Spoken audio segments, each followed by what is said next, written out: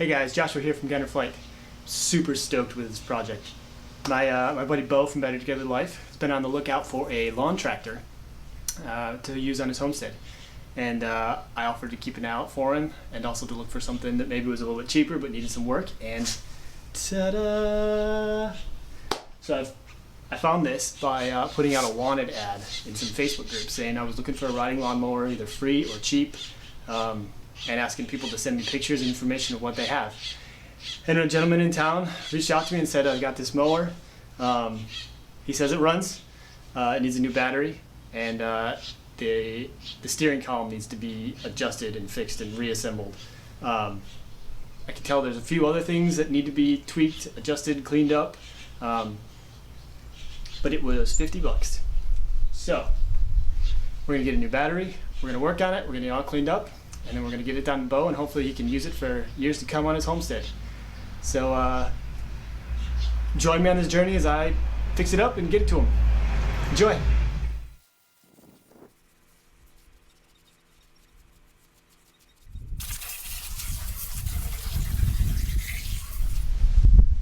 Okay, so as you can see, we got a little steering issue. Steering wheel's off. Steering shaft is not attached to anything. Some of the coupling down at the wheels are not connected. We gotta get a new battery and keep going from there.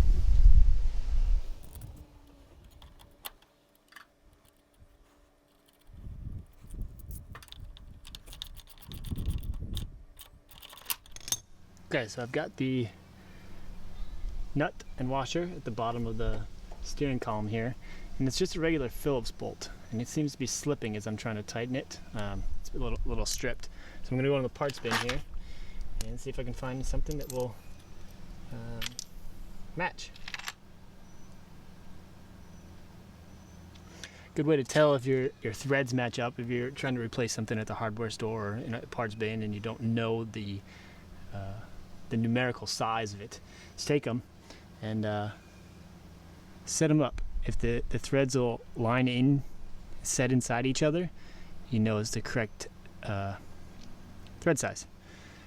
Let's see if this fits, and this will be easier to tighten down. Alright, so before we go spending money to get this thing going and back up to running shape, we got to make sure that the engine runs. I wouldn't want to be spending a bunch of money on steering components or belts, things like that, if we can't get the whole machine to run. So let's plug in this battery. Let's see if we can get it to turn over. Alright, let's see if we get power. Hey, we got some lights on. It's a good sign. So, check to make sure we have some oil. We do. Just put some fresh gas in it. Oh. Brake on. Make sure the deck is turned off and we are in neutral. Parking brake on.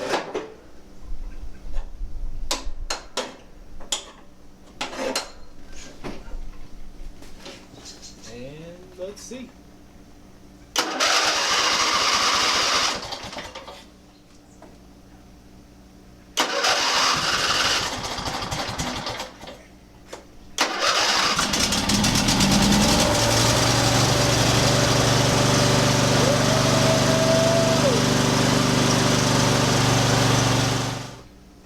It runs. Nice. Means we can just make it run a little bit better with new spark plugs, fresh oil change, get the belts all hooked back up, and the steering column installed. This is gonna be awesome.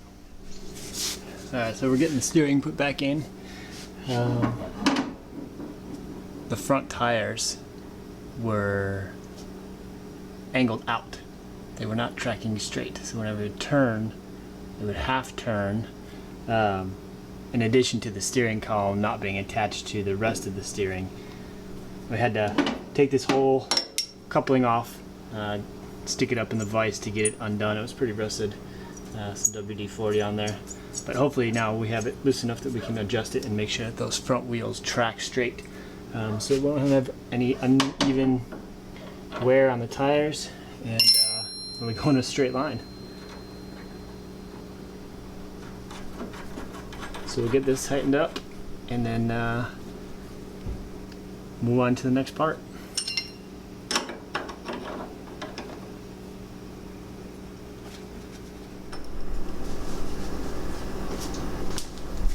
Alright, let's get these straightened out and attached up the other side. And so this threaded rod that connects both of the wheels together, it's got threads on both ends so it can be longer or shorter. And then it connects to these little arms back here. And it determines the pitch of the wheels.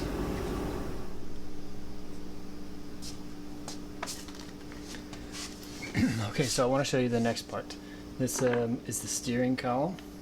It goes down through, the steering wheel connects up here, and then this little gear down here turns, it meshes in with the gear down here, and as you turn this one, that one turns and moves this bar right here, and this bar then turns the wheels so that you can steer. What was happening, I've got this bushing here. It's pretty worn out. It's been wallowed out there, and it's cracked. And so I got a new one, and you can see the level of play. This goes on, and it just wiggles about, and so those teeth can come in and out of that sprocket, and it will make it difficult to turn, and sometimes even won't turn it at all. So this new one, nice and tight, should alleviate all the play in the steering wheel, and get us back and going. So I got the steering shaft attached at the bottom. Now we got to get this steering wheel back on. Fortunately, it looks like this has been loose or broken for quite some time and just got bigger and bigger and bigger. And so even if I put the steering wheel on, it's just going to wobble back and forth. Not cool with that. It seems unfinished and would cause some undue wear down the line. So, went to the parts bin, found this big rubber grommet. Originally I thought, well, I could stick that in there and that would be good. And I still might do that. But I also found this huge washer. I have no idea why I have this fender washer. But I think if I open that hole up just a little bit more, it will sit right in this groove and center that. So what I might actually do is do both. Stick that to protect the shaft turning inside that plastic housing, and put this one over the top, you know, because if that were ever to pop through, we'd have the same problem again.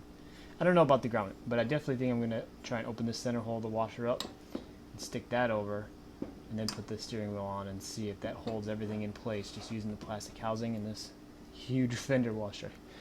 See how it goes. Alright, well, I got it on. The biggest regular drill bits I had was only up to a 1/2 inch, and this is a little bit bigger than a 1/2 inch, probably 5/8. So just barely. I debated, you know, just trying to wallow it out with the 1/2 inch. I was like, no, I need this to be dead center. So I kept looking in my drawers, found the step bit. Goes up to 3/4 of an inch. So this was perfect to make this hole big as it needed to be. I did put that grommet in there, and that's holding up pretty well. I'm also going to put that on. And then the screw that was in here, you know, this came to me, the steering system was all disarrayed, just apart. I don't think he had the correct bolt in there. It might have been just something he had found around, because I tried to thread it through and it was not going on. So I went to the parts bin and found a bolt, found the correct bolt. So let's get this on and see if it'll work this way.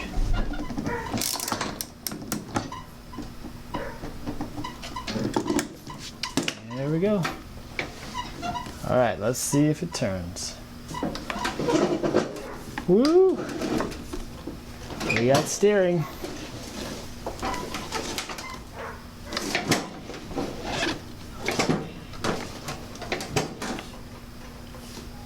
Nice.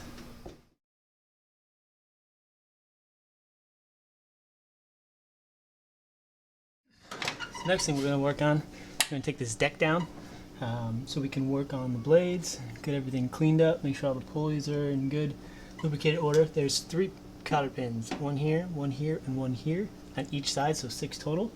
And you're just going to pop them out, and then easier said than done, but then it should just pop out.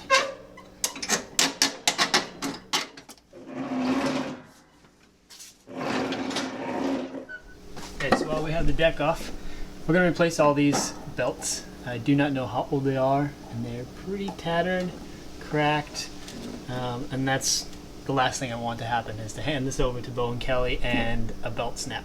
So there's 2 here, and then 2 on the drivetrain, and we're going to order those and replace all 4 so that they have brand new belts, and that should not be something they have to worry about for a couple of years. Let's take a look at these blades.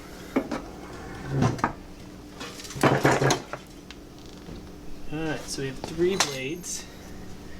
Definitely a bit rusted, but there's no chunks missing. And all 3 look, that one's loose. All 3 look like ones that we could clean up on the grinder. So we're going to clean up all this gunk off of here. Probably going to go let this soak in the garden hose. Get these off, and then get them up on the grinder, get them sharpened, cleaned up. There's a brake here when you turn off the power take off to turn the blades off. This is supposed to release, and there's a brake pad that goes up and touches this pulley so that the blades stop immediately. You don't have to wait for them to wind down. This is gone. It's ground down to the point where half of this screw is still here. I don't even know if it's a screw, maybe a rivet. Anyway, I assume that whole is going to come as a whole piece. We're going to have to replace that, because that's another safety thing of, you know, when you turn that power to the blades off, you want it to turn off. You don't need that blade to keep going until it winds itself off. So we'll work on that as well.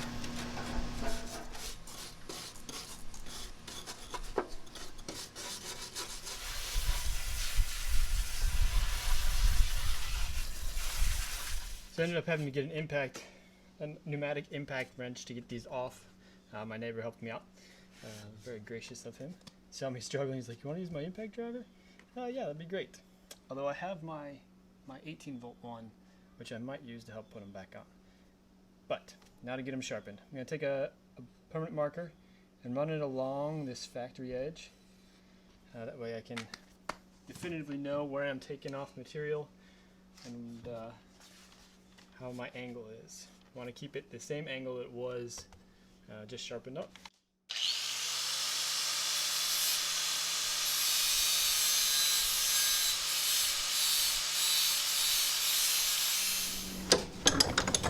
So it's important after you sharpen both sides to make sure it's balanced. If one side is heavier than the other, as it spins around, it'll wobble. So you can buy these little lawnmower balancing tools, or you could stick a nail on a vertical board and hang it that way and see if it tips. But these are pretty handy.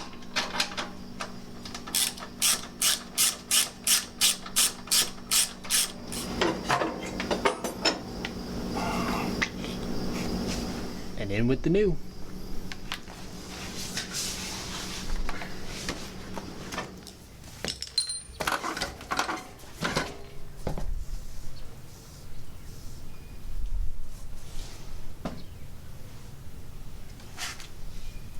And that is dry, dry, dry. We put some new grease on these axles, both where it attaches to the mower and where the wheel spins around. They were all dry, so this will be a definite improvement.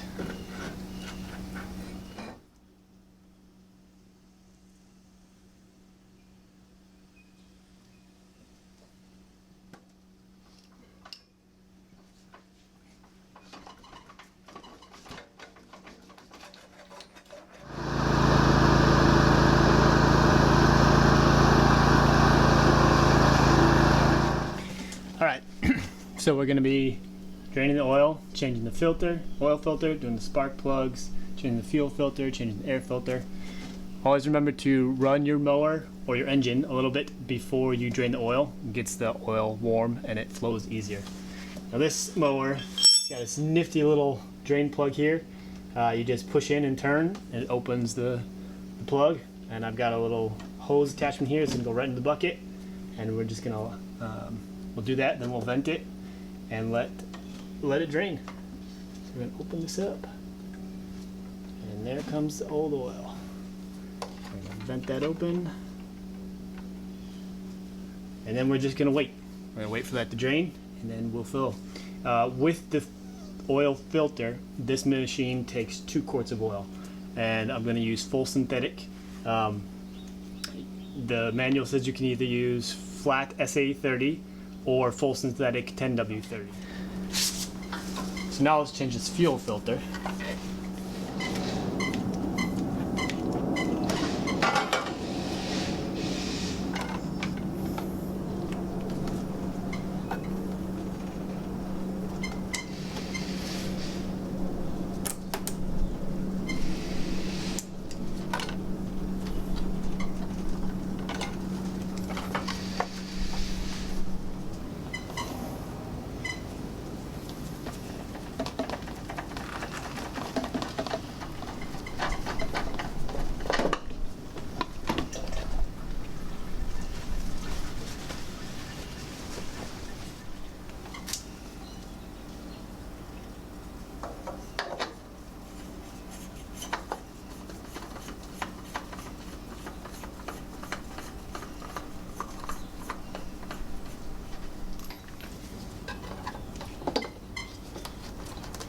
Change spark plugs, there's 2 of them.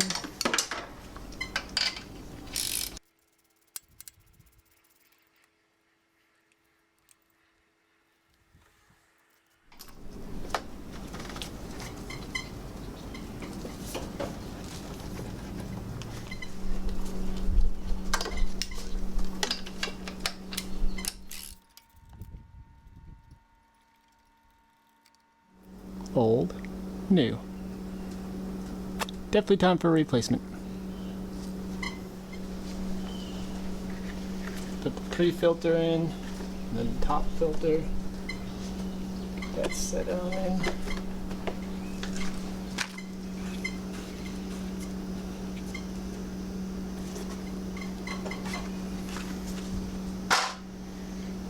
So we got a new battery, new air filter, new spark plugs, new oil filter, new fuel filter, fresh fuel, 4 brand new belts.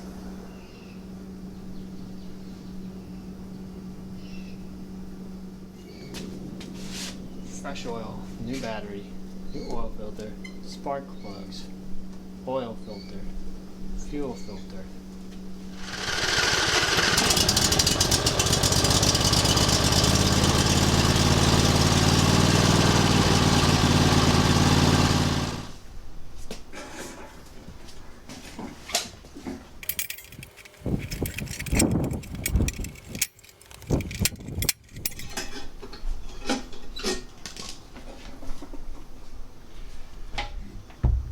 Can you tell which one is the new one?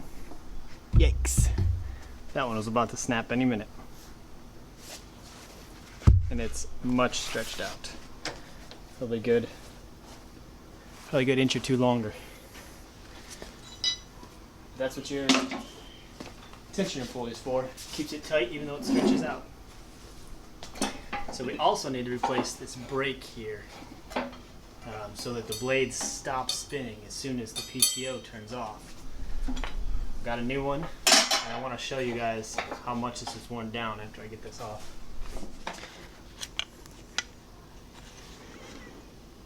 Yikes. Wasn't doing a whole lot. Word to the wise. Transfer that keeper post over to the new brake before you put the brake on, or you have to take it off to put it back on like I did.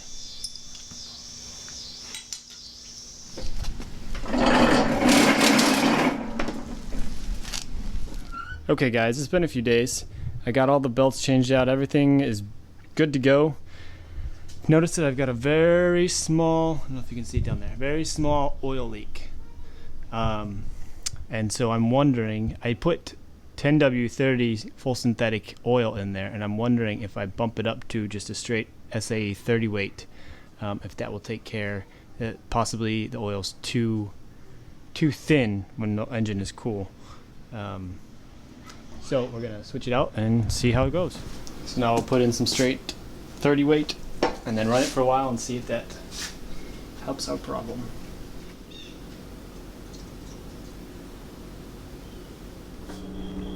So I'm going to start off by removing all this old duct tape and all the residue from the temporary fix that the previous owner had tried to do. Honestly, I think the hardest part about fixing this is going to be removing the old stuff.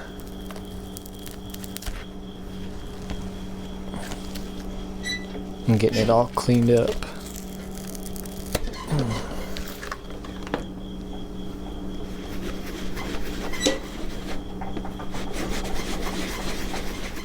So unfortunately we lost audio there, and so I'm going to voice over these next few clips. What I'm doing right here is just using some rubbing alcohol to clean off the Goo Gone residue that I used to get off the duct tape. And making sure everything's nice and clean so that after we're done sewing we can use the Plasti-Dip covering. I chose to use an awl to pre-puncture the holes so that when I do the sewing it'll easily go through there. I got some waxed thread off of Amazon that I'm going to use to sew these holes together, keep it nice and tight. You could also use floss if you needed to, especially on some of the smaller holes, but these big ones I felt needed something stronger. If you don't have it all, you can use a small Phillips screwdriver or a drill bit to make the holes. Again, making the holes just makes it easier to get your needles through and allow for proper spacing of your thread. So I'm just go ahead and poking holes on either side of the tears here, and then using the wax thread to sew it up. So here you can see we've got everything all sewn up and ready to go, move on to the next step. The thread is definitely going to help the longevity of keeping these tears together. So what I have here is Plasti-Dip, this product that you get at the hardware store. It comes in this liquid form, or you can also get it in aerosol form. And I'm just painting it on with a paintbrush and letting it dry in between coats. And the trick with Plasti-Dip is doing lots of thin coats, just like any type of painting. But the nice thing about Plasti-Dip is that it's nice and flexible, and it should work. You know, in the summer heat of Texas is also down into the winter temperatures. So we're just going to go ahead and paint it in, paint it all over. So after painting that first tear there, I realized that the Plasti-Dip was not going to be working for this big one because it's not going to fill in the gap of foam that's missing. And so what I decided to do is cover the gaps with some duct tape and just make a flat surface that's going to be able for the Plasti-Dip to coat over. I think in the future what I might do is get some insulating foam, the self-expanding stuff, spray it in there, and then trim it to refill that hole. Working with just a Plasti-Dip and some duct tape works for the small tears, especially if there's no foam missing. But I think if I were to do it again on a seat that had missing foam, I'd fill that foam back in with some of that self-expanding insulating foam. Make sure you can get it in an aerosol can. But then you just go ahead and you paint on multiple layers of the Plasti-Dip over the repairs. Again, just going thin and doing multiple coats, and eventually after 3 or 4 coats it turns out to be like this. It was nice and flexible and turned out great. And with the seat complete, we're all done.